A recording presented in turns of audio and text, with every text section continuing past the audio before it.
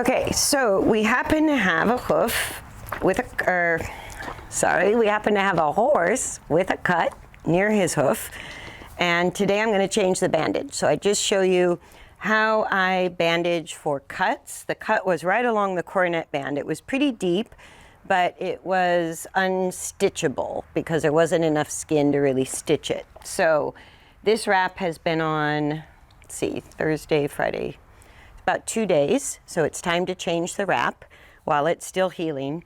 And this is a wrap that he can be turned out with. So this product is called Elasticon, which I prefer over vet wrap. And I've mentioned it many times. I'll do another video on the difference between Elasticon and vet wrap. But Elasticon is safe to wrap around the top of the hoof and cover the coronet band without cutting off the circulation. The trick to using Elasticon is to pre-stretch it. So before I wrap his foot, I'm going to attach one end of the Elasticon securely to just this board, and then I'm going to pull it out and kind of gently stretch it as I pull. I know, don't eat it. We need a little more, right? So I'm gonna stretch it. If you just try to put it on straight from the roll, it gets pretty tight and it can be hard to wrap. So if you pre-stretch the Elasticon and then you re-roll it, it makes it much easier to put on. So I just stretched out a couple of feet, re-roll it, and now I'm ready to change the bandage. So I've got my Elasticon. I've got my bandage squares, which are just sterile little absorbable squares. I've got my bandage scissors, which have a blunt side. So once I'm cutting, when I'm cutting off the old bandage and cutting, well, the Elasticon you can cut with anything, but cutting off the old bandage, these are just safe so that you don't stab the horse. And then I've got my handy betadine scrub again to use to disinfect the wound. So his injury is here on the lateral side, kind of on the heel bulb. It's kind of on the back side of the hoof. So that's where the bandage squares are. So when I go to change the bandage, I don't want to have to cut through all that bandage. So I'm going to cut through the front part, and he's been turned out with this wrap on. So I'm sure we're going to see, yep, there's quite a bit of sand and dirt that got in there. So I might have to cut this, there's a lot of sand. I might have to cut this in layers. But I want to go through the bandage or through the Elasticon that's on there where I don't also, it's hard enough to cut through this. I don't want to have to go through all those layers of bandage material as well. So then I'm just going to pull that off. Right, and then that's a little sticky to the wound. So I'm going to carefully pull off the back of it. And then this looks pretty decent, but you can see even after 2 days, all the sand, no matter how well I wrap it, it's going to be full of dirt. The wound itself stayed clean. There's the drainage from the wound, but it's absorbing as it's healing. All of those antigens are coming out, all that goo. And that's why the bandage squares are in there, is to absorb it so it doesn't just reinfect while it's healing. But even after 2 days, this bandage is full of dirt. So if I leave it on longer, it's going to start getting dirty in the wound. This is just right at the edge of actually getting the wound dirty.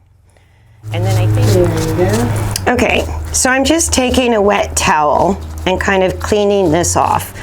The Elasticon will stick even if it's wet, but I don't want to trap a lot of moisture in there. I could hose and scrub the wound if it was bad. I would hose the leg really well. I'd scrub it with the betadine scrub, and then I have to let it dry a little bit before I would pack it and wrap it again.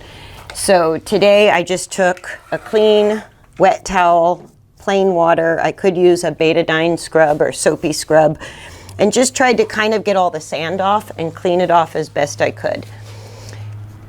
So this horse, he interfered with his own hind hoof. He was playing in the pasture, he had a wipe out, and he cut his foot. Let me see if he'll pick it up for me, yeah.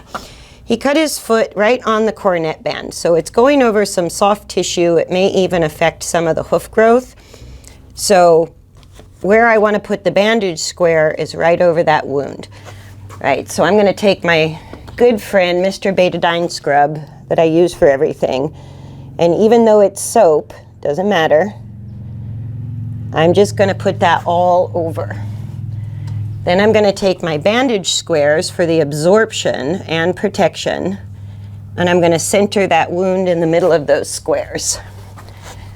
Then I'm going to take my pre-stretched Elasticon, start on the hoof, go across the middle of the bandage for the first wrap, all the way around. Now if he takes his foot away, at least it's going to stay on. So now I go around the bottom.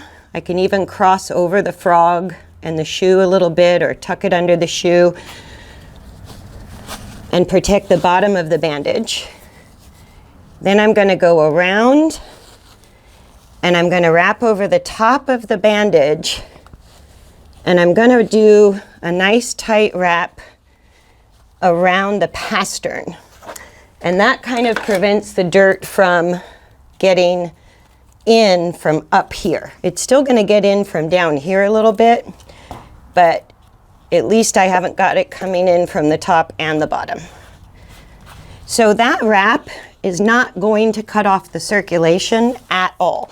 If I use vet wrap and I wrap like that, it's actually considered a pressure bandage, and I'll show the difference between the vet wrap and the Elasticon as two different products. But this can be wrapped over the cornet band, right up around the pastern. This wrap can stay on at least 2 days with turnout, and that wound will stay dry and keep healing.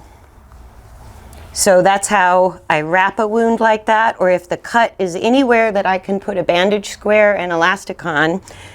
It's very difficult, even with the Elasticon, for anything to stick on a joint. And when you get to the upper leg, you really can't wrap the upper leg. But from about the knee or the hock, anywhere along the cannon bone, the fetlock, the pastern, or like this, just at the top of the hoof on the heel bulb, if I can wrap it, I wrap it. Because if I don't wrap it and flies get in it, then I can develop a summer sore, which is a whole second set of problems.